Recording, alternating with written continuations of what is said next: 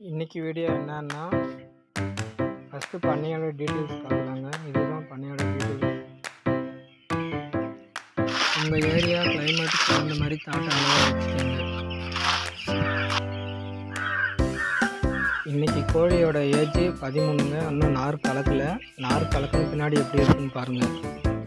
இப்போ நார் கலக்கின பின்னாடி எல்லாம் தனித்தனியாக உட்காந்துட்ருக்கு. முன்னாடி நார் கலக்கிறதுக்கு முன்னாடி என்னங்க ஒட்டியாக உட்காந்துருந்துச்சு. இந்த மாதிரி தினமும் 30 ஏஜ் வரைக்கும் நல்லா கலரணும். அப்போ தான் கோழிக்கு எந்த பிரச்சனையும் வராது. அதுக்கப்புறம் ஒரு நாள் விட்டு ஒரு நாளும் கலக்கலாம். இன்றைக்கி ஃபீடு போட்டு முடிச்சதில் எவ்வளோ மூட்டை காலியாக இருக்குதுன்னு பார்த்தீங்கன்னா 9 மூட்டை காலியாக இருக்குது இன்றைக்கி.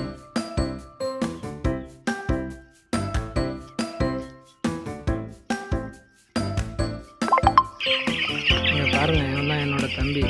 இவனுக்கு காலில் கொஞ்சம் பிரச்சனை. ஆப்ரேஷன் பண்ணி 1 வருஷம் தான் ஆகுது. இவன் நல்லா நடந்தாங்கன்னா பண்ணையில் வச்சு வேலை நல்லா வாங்கலான்னு பார்த்தா நம்மளுக்கே வேலையை காட்டுறாங்க. இவன்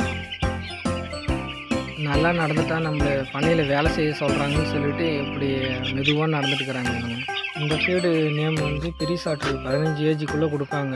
இன்னொரு ஃபீடு சாட்ரு, அது 15 ஏஜுக்கு அப்புறம் கொடுப்பாங்க.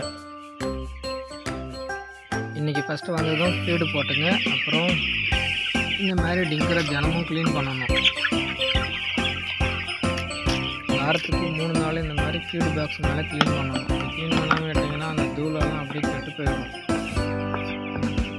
பண்ணையில் அவ்வளோ வேலையெல்லாம் எதுவும் இல்லை. காலையில் ஒரு 3 மணி நேரம் வேலை செய்யுங்க, சாயந்தரமாக ஒரு 2 மணி நேரம் வேலை செய்யுங்க. அதுதான். போன பேட்ச் ரிசல்ட் நான் அடுத்த வீடியோவில் போட்டு வர்றேன்.